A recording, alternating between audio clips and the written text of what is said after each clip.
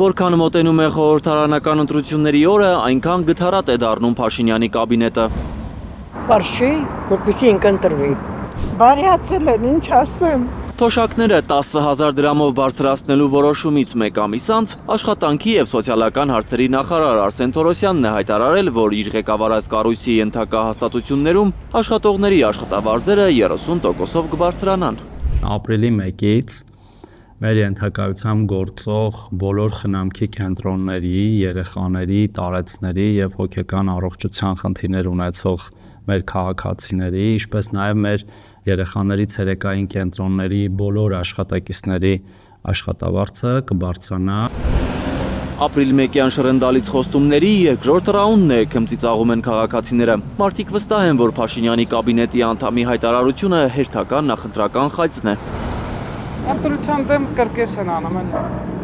Այդ չեն կարող մի 8 ամիս առաջ բարձրացնեին, մի տարի առաջ, հենց հիմա պետք է անեն։ Մեզ են խափում թե իրեն։ Դե պարզ չի,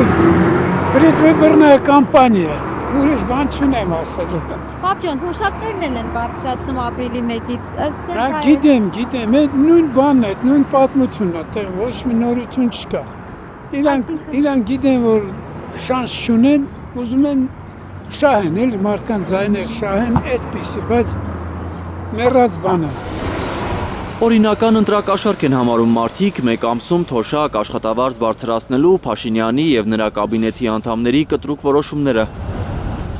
Դեդ կայծը քույր չեն տա, կգնան ճիշտ ուղղությամբ, ճշտով կգնան իրանց, որը որ պետք է են կանան, թե չէ թեմաներից արդեն բոլոր ժողովուրդը հոգտել են։ Իմ կարծիքով հիմնադրությունները դրա համար ուրիշ ոչ մի բան։ Ինչու են կառավարական շենքերում ընտրությունից ընտրություն միայն հիշում, որ ցածր են հասարակ մարդկանց աշխատավարձերն ու թոշակները, հարցնում են երևանցիները։ Ուզմա բարձրանա, ուզմա չբարձրանա, ինչ օգուտ։ Ամեն ինչ 10,000 բարձրանում է, 10,000 թանկանում է։ Այս ընտրությունները չնար հետը չեն անել։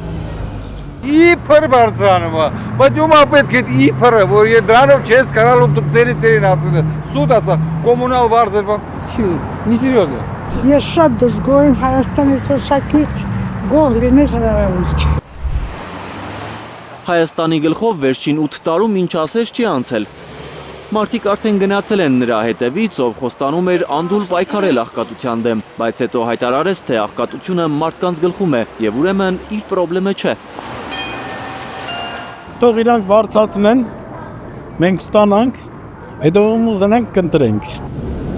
Անկատար խոստումների անվերջ չար կարող է հիշեցնել Փաշինյանին փողոցը։ Հայլուրի հարցախույզի մասնակիցները դրա փոխարեն նախընտրում են միասնական ոչ ասել Փաշինյանին հունիսի 7-ին։